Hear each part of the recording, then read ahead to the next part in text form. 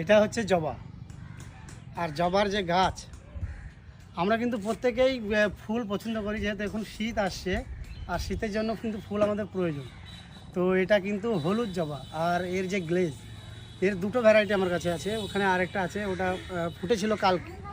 ঠিক আছে, তো এই জবাটা কিন্তু আমি এই জারটা বিক্রি করছি। যদি কারোর নেওয়ার মানে ইচ্ছা আছে তো অবশ্যই আমার সাথে কন্ট্যাক্ট করবেন।